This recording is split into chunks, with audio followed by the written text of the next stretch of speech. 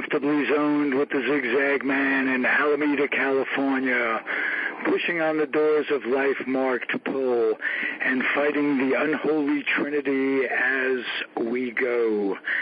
Big business, organized religion, and government.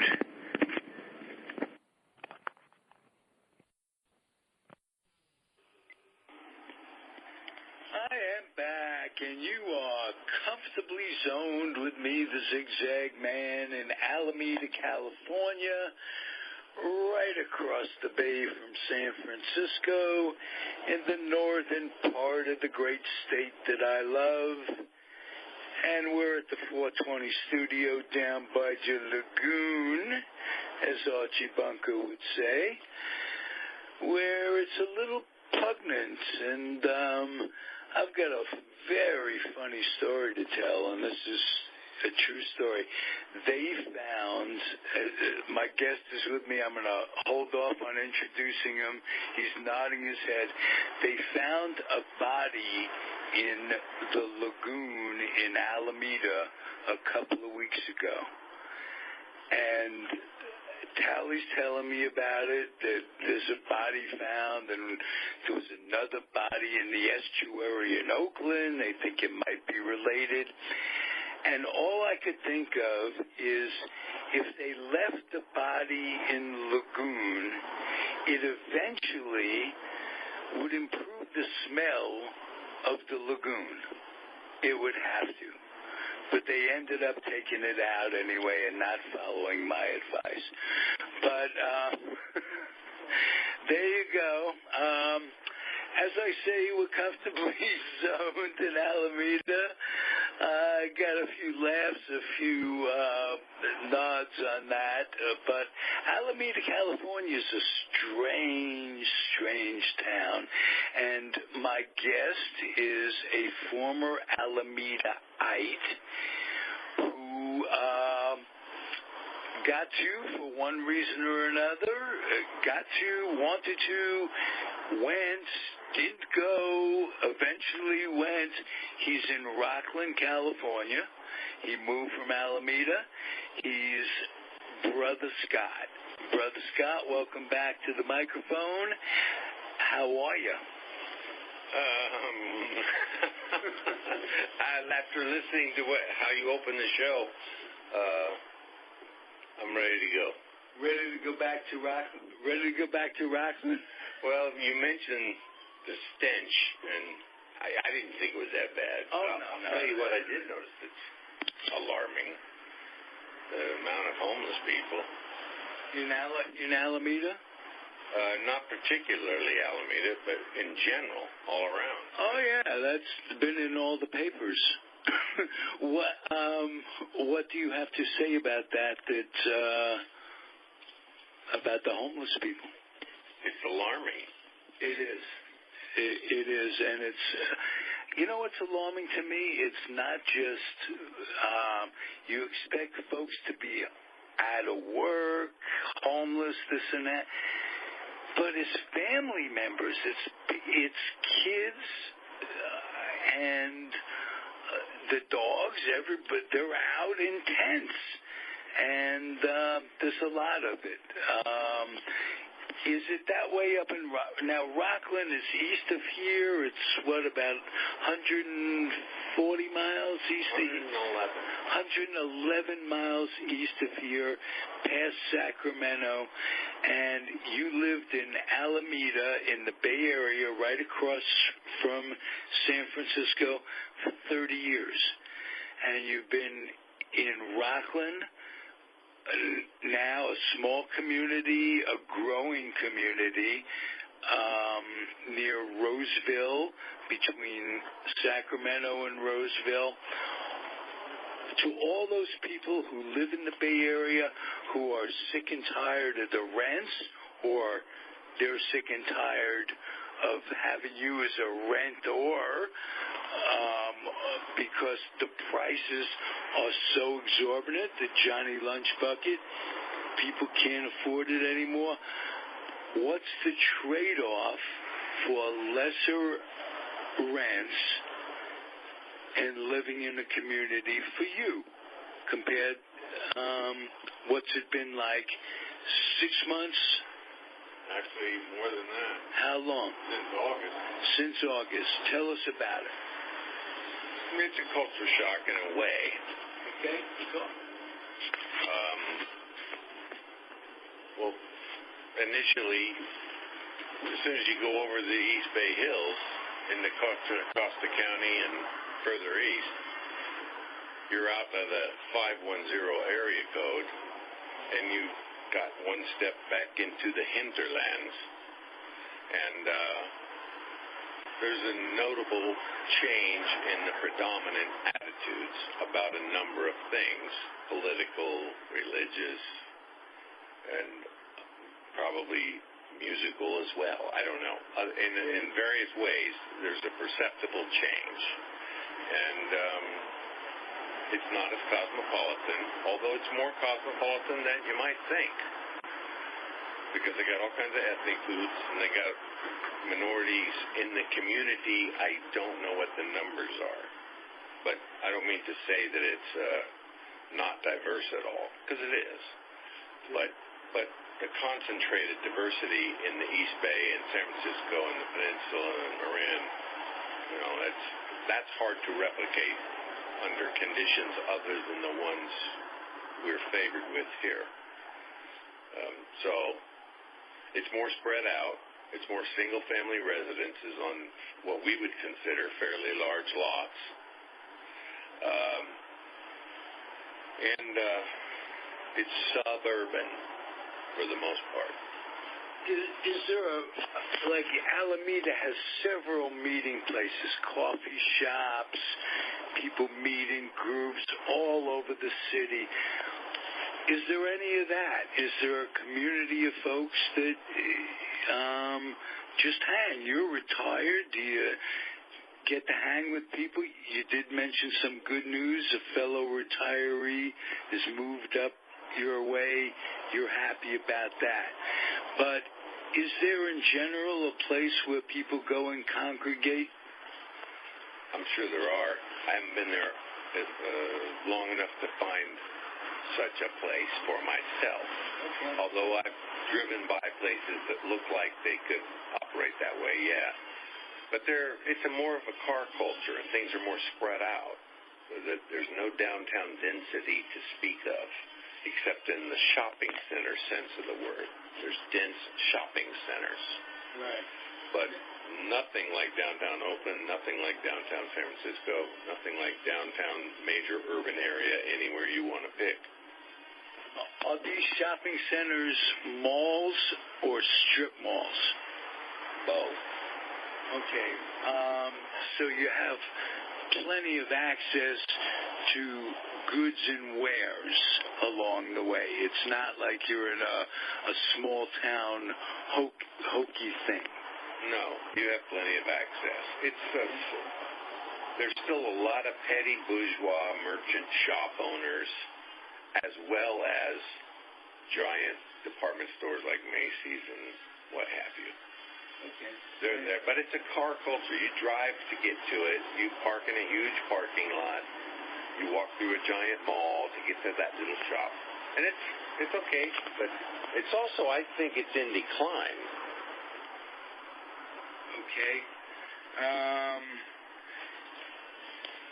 We're going to get to the gist of what we're going to talk about, and that's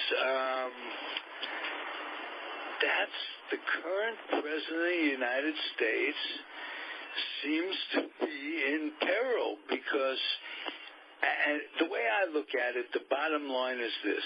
He fired the investigator Comey, the FBI guy, who was investigating whether or not he was involved in some money kickback, votes with Russia, whatever it was. If he's involved in that, it's treasonous. He fires the guy that is investigating him, and this is 3 weeks ago. They still haven't brought impeachment hearings against him. Would you say that him just firing the investigator is reason enough to impeach him? Not, I mean, he still has to be convicted and all, but to impeach him, that stinks. That's not right. What do you say to that? From what I heard, he's within his rights to do it according to the law. It just looks really bad. How is he in the rights? It looks bad. Does it look bad enough to get to the bottom of it and impeach him? You're talking about obstruction of justice. Right.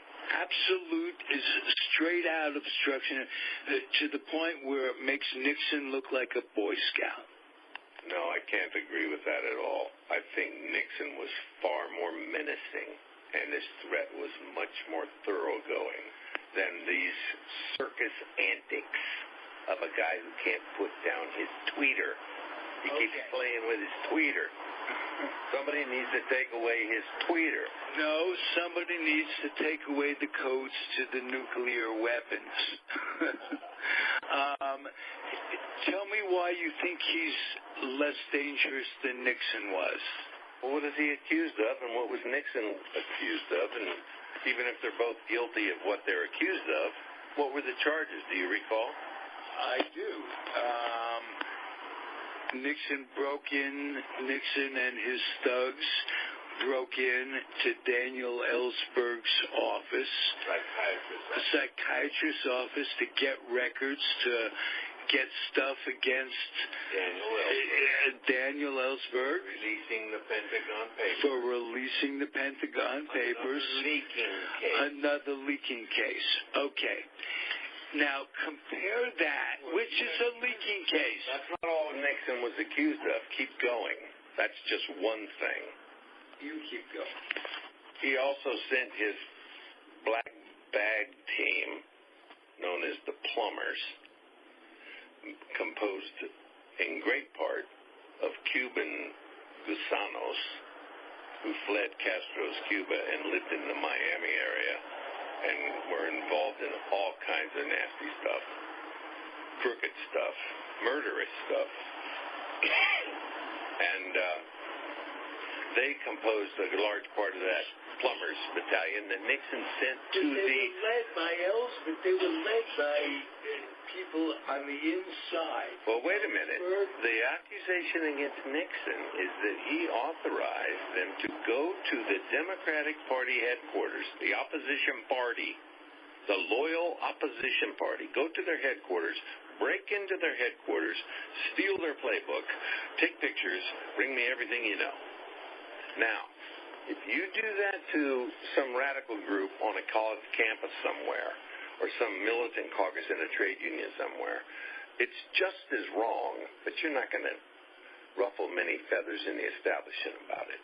But if you do that to Teddy Kennedy, if you do that to Lyndon Johnson, who knew how to wield the levers of power, believe me, if you do that to him and his friends and his party, and they're trading seats in the White House with you, playing musical chairs every 8 years, you don't do that to your loyal opposition. And if you do that, you're a threat to all of us, because then we become a terror state or a police state,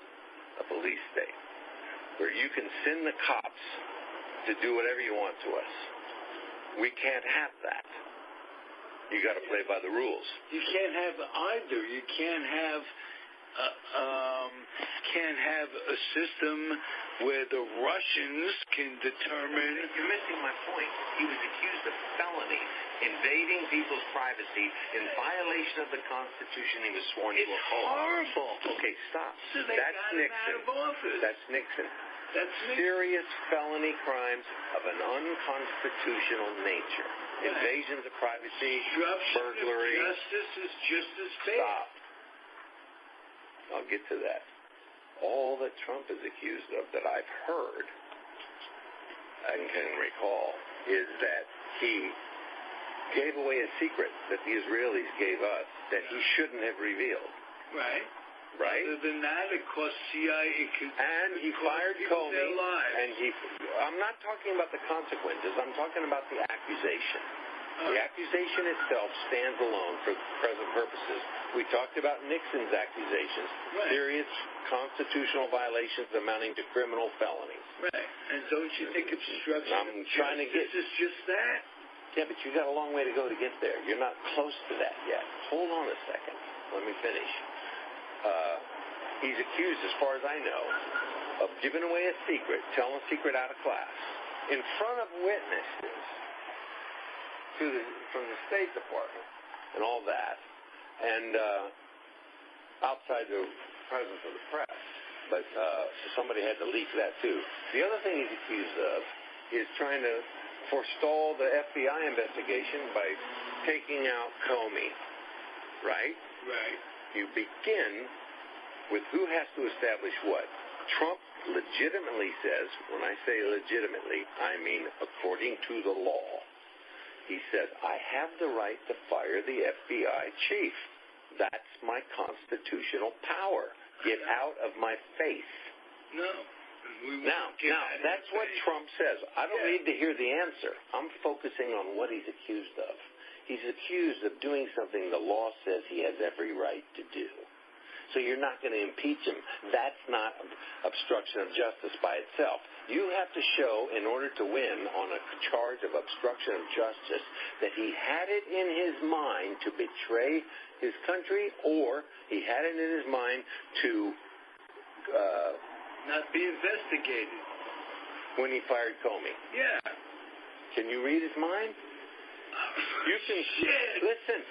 I'm telling you, in court, here's what they'll do. They're going to get Comey's testimony. Yes, they are. And what do you think he's going to testify? Ask yourself what Trump will say in his own behalf. We all know what Comey's going to say and what those guys are going to say. But they will subpoena the records on his own. It'll all come out. The tapes will all come out. And unless they're redacted for purposes of national security, in which case you and I will never get to see them.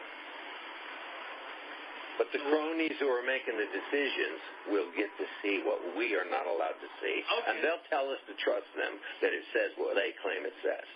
Okay. My point is this. Trump has said... Trump's erratic. He spouts in all directions. It's whoever he's been talking to last. That's who he talks like. That's what everyone says. And that's why you can quote him on anything in any direction, because he's known for that. If you don't like what he said today, go back a month ago. He said the opposite. If you don't like that, go back 6 months ago. He said something entirely different on the same subject. So that's easy to compile, those montages, and he can do one in his own defense. You only wanted to say what I said on that occasion. What about here, and here? I said all those things more than I said that.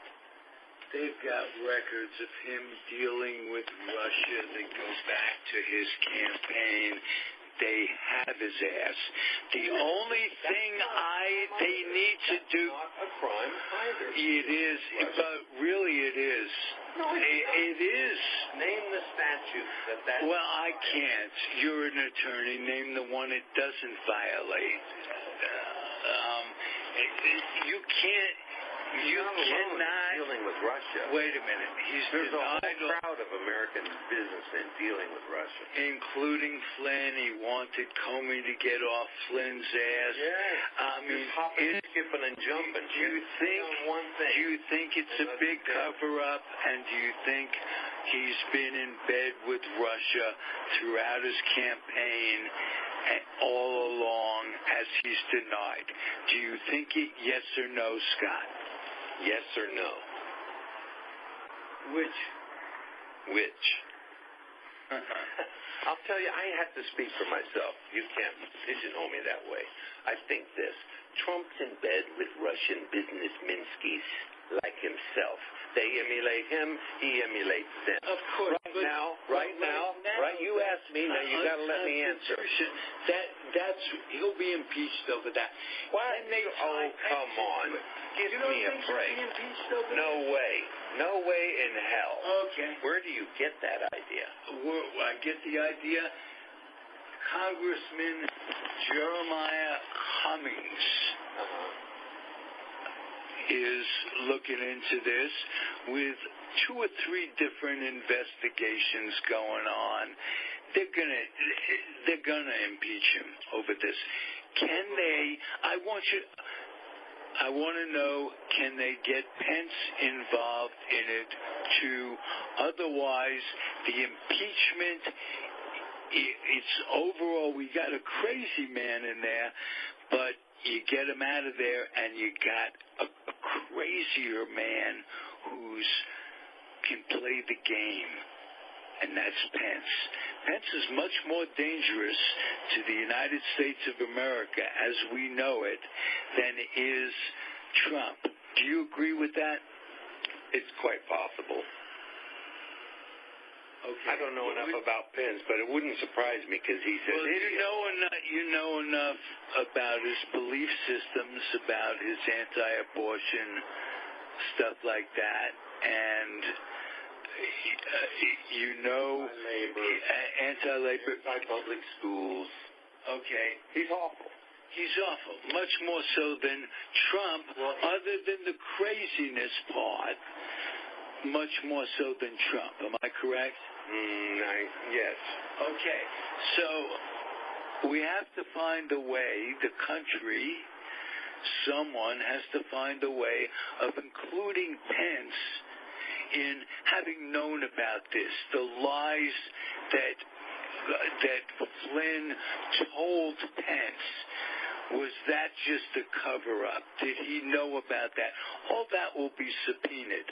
I think it's like they're going to, the entire administration is going down, which means that Ryan is next. So you have to look to Ryan as eventually being the next president. I think, look, you got to at least impeach him. They impeached Clinton for getting a blowjob. Whether it stands up or not is another story. Do you agree with that? I agreed with Chris Black about Bill Clinton. The man lied about getting... Is Chris Rock, who is blind. Right. Excuse me. Okay. But it said the white man. To an almost white man, the Jew. He said, do we need the Supreme Court on that one? No, you don't. He didn't need to be impeached, but the system impeached him. Trump needs impeaching. He will be impeached. It is my contention that twixt the time they get around to impeaching him, which should have been yesterday, or at least getting the papers together, and I think that the hearings are getting together. Once Comey testifies, it's Katie bar the door. He's going to say some things that are incredible. Remember the note that he fired Comey on. He says, and Comey will be the first to tell you, I wasn't being investigated, and Comey will be the second to tell you. He said it 3 times in the note. He's a rambling cuckoo who fired him because he was investigating him. He referenced 3 assurances that he said Comey gave him. He said, thank you for telling me on 3 separate occasions that I was not under investigation, or something very close to that. Well, why didn't he say thank you for telling me that he's glad that my physical turned out and that I didn't have hardening of the arteries? Why did he say it that way? Because that's a smart way to say it, and there's nothing wrong with that. He's creating a record as he wants the record to read. It's creating a record that he wants the record to read. But I'm not saying that what he wants to show is smart. because it probably won't hold up. I'm just saying, doing it in this form, putting it in a letter, a confirming letter, you call it, it's standard practice. It's not devious. It's a well-known thing. In the letter that he used to fire the guy, Comey, who was investigating whether or not he was involved with the Russians throughout the campaign. It's perfectly normal for him to put his spin on what just happened. Okay. Now, you might say he's mendacious, he's lying about it, it's not even true. Well, that's not the question. That's to be determined in the hearings. Right. But as for putting it in that form, it's not abnormal at all. Firing him the way he did and writing it that way, firing the guy, investigating him. Nothing about it, but the timing. Say that again. Nothing extraordinary about it except the timing. Oh, okay. Now, let me say this. Do you know why they changed it? J. Edgar Hoover, you know, the crazy man, and I mean it seriously, the nutcase, and I'm not saying that just because he liked to dress up like a woman. No, I'm not talking about that. That's his own private affair. I'm saying politically he's a nutcase and a despot who ran the FBI for decades and served for a lifetime of employment. After he was gone, because people say he had the goods on every president that came along, which he probably did. I don't know how important that really is, but he probably did have the goods on everybody. He's the top spook. And now, even the Republican and Democrat Party, their leadership, is nervous about that. This guy could go nuts. He could run off the rails. He could go rogue on us, and he's got goods on us, and he's going to be hard to deal with, and nobody can fire him, even though we'd all like to. Well, after he's gone, they change it. Now the FBI director gets the job for 12 years. They want him to have stability. They wanted to have the state police forces, or the federal police forces, to have stability and certain authority, but they don't want it to be lifetime. And so they made it that way.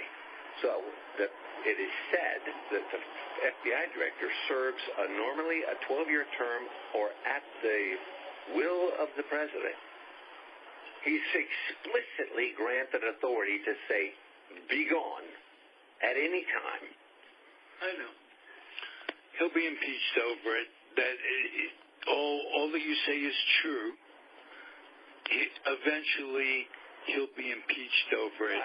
My thinking is it's going to cost a lot of money. You better get Pence and Ryan, or the system's going to stay the same. You got the same folks in there. If you go back, even if you went back to the Democratic, the system would still be the same. And just as nasty. Don't think I don't remember that Debbie Wasserman Schultz was just as nasty about her election, the primary, as Trump was about getting the Russians to hack our American elections and what have you. Let me say this. Pass the popcorn, because the biggest act yet in the greatest circus on earth is about to begin. Comey's the leadoff hitter. He's going to go in there and say some things that are just truthful, is all. And the truth will out. It's just like when at the Watergate thing, you mean, said the guy, that big old Southern guy, Sam, I can't remember his name. Sam Irvin, yes, Sam. I meant to start to say Sam Rayburn. Sam Irvin says, you mean there are tapes of all this? You mean, and if Sam were alive today, bless his soul, he would say, you mean he fired the man who was investigating him and referred to that investigation 3 times in his firing letter? he's off the wall. Would you say he's off the wall for other reasons? Trump is? For other reasons, but not for this. You don't say he's off the wall for this? The way he fired him and all that?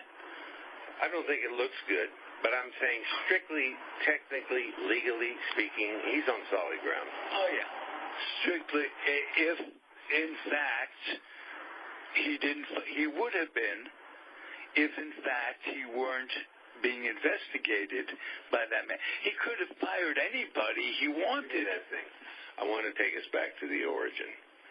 You said he was more dangerous than even Nixon. I said no. Oh, of he's course. only accused of doing what he's legally allowed to do, even if it's for bad reasons. Nixon broke the law. He did it on a constitutional level. He invaded everybody's privacy, violated every norm of establishment bourgeois politics. He didn't play by his own rules.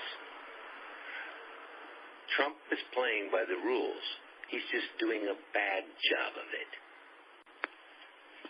It is not within the rules to favor a government that is supposedly your enemy, have business dealings with them, not release your taxes, not all that stuff. It's not within the rules. He didn't play within the rules all along. He didn't. Did he play within the rules? Is that within the rules? Is it an impeachment? What are we talking about? I don't know what rule we're accusing him of breaking. They're going to eventually accuse him of treason. No, now we're smoking too much. That's a pipe dream. That ain't going to happen. Well, first of all, I think it's impossible to smoke too much. We've debated it. We've talked about this many times. I'm saying that figuratively. What I mean I'm saying that literally. It's a pipe dream. No. It is not a pipe dream. You can't conspire with the Russians to help you with the election. They've got Good luck with that.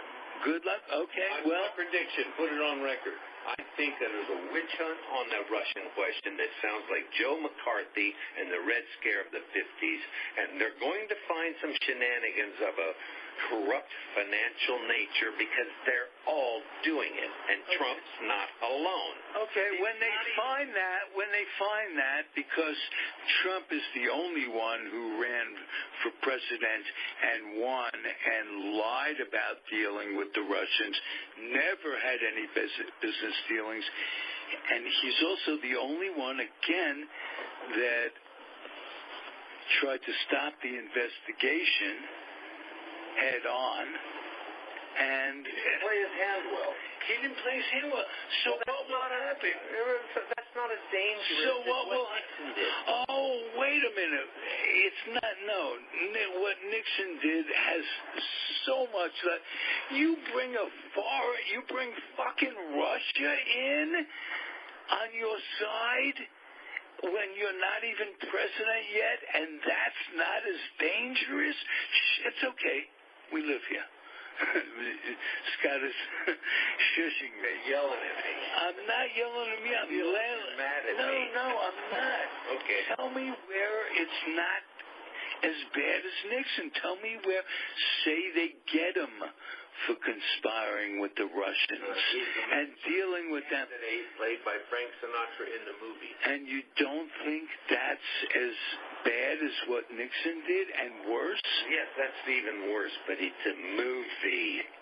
And I know we're dealing with the reality. I meant if they get him and he dealt with the Russians and he had business dealings with the Russians, and he was, in essence, in cahoots with, and compare. No, I'm not saying he's literally. That's a movie. That was a fictional book. Okay, but if they get him for that, would that be as bad as what they got Nixon for? Probably, but okay. Will it be worse? Would it be worse than what they got Nixon for? If they got him... Could be. Could be. Okay. So what? We have no argument. What they? No. What? None of this has happened yet. No, it hasn't. They haven't even called Comey in. That's this week. Are you a wagering man?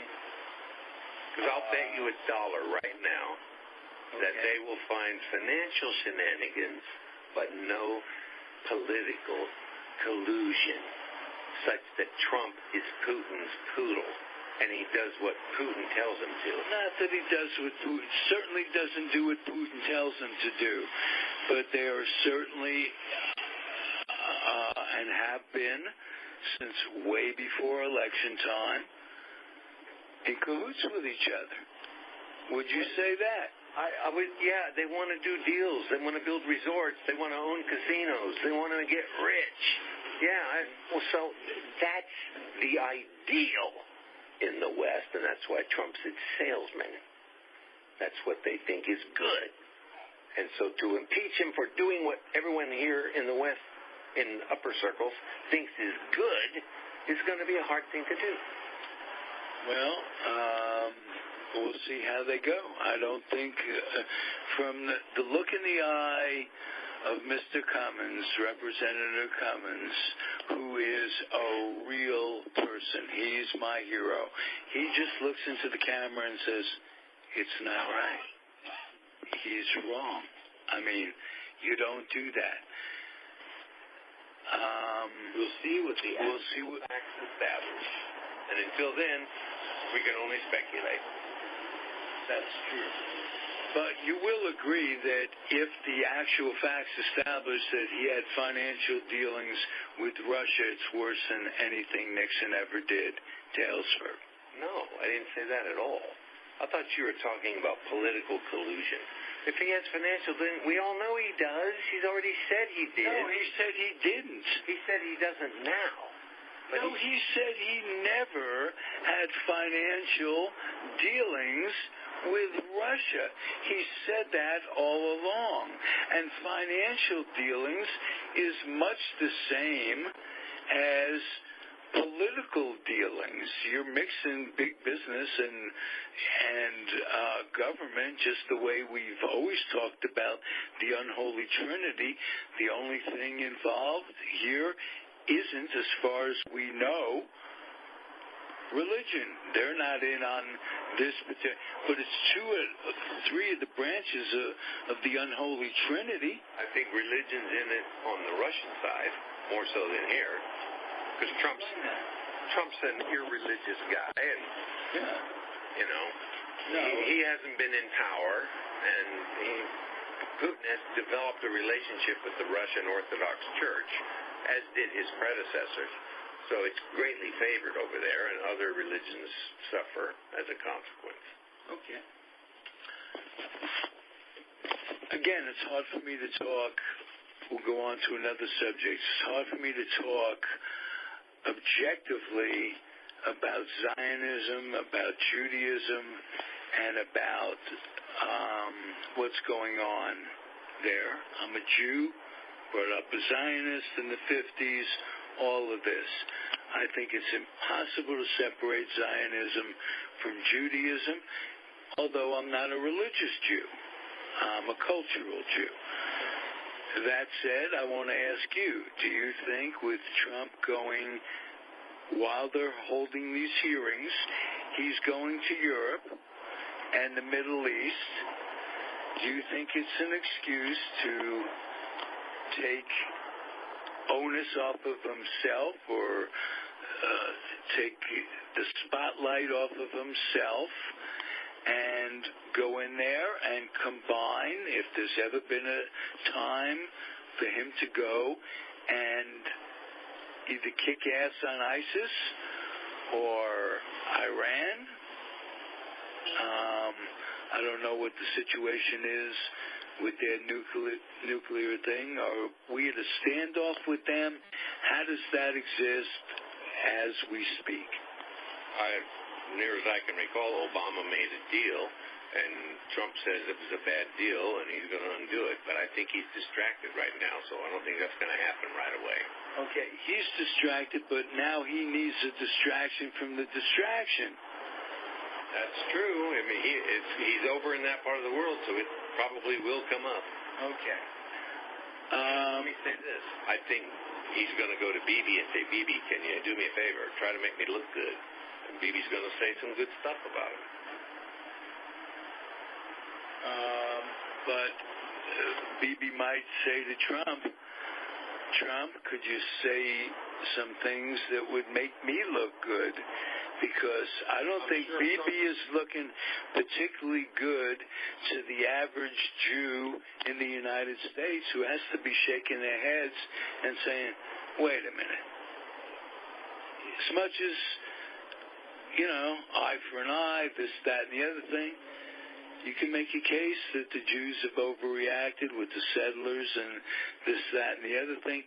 Who looks worse, Trump or Bibi? Do you suppose at this point, at this juncture, Bibi, knowing what Trump is about to be accused of, what they're thinking about accusing him of, do you suppose he needs Trump's blessing on anything?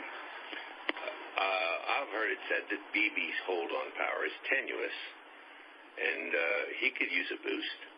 And I'm sure misery loves company, so they could do each other a favor. You scratch my back and I'll scratch yours. And here's what I'm getting at with Bibi.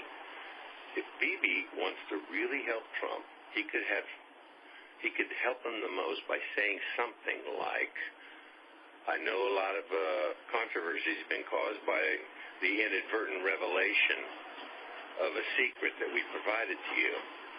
And we do not question your motives. We understand that it was accidental, and we fault those who didn't make it clear to you where the source of that information was. We don't fault you personally. We still like you. You still like us. We're good friends. Life goes on. Let's put it behind us. And if he does that, Trump will be very glad he made the trip, and whether he planned it as some kind of dodge or not won't matter so much. Okay. Interesting week. We'll see what happens. Maybe you can call next week, and we'll do a little conference call. A report card. We'll follow up on it next week. I'm in.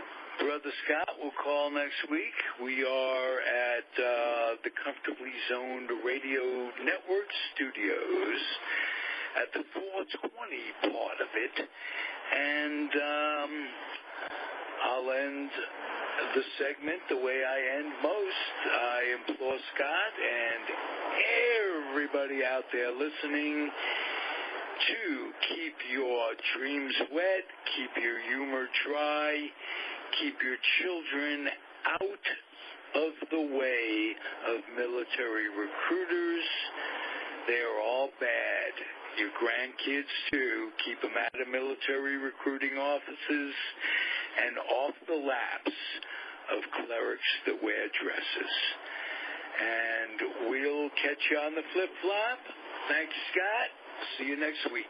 Adios for now.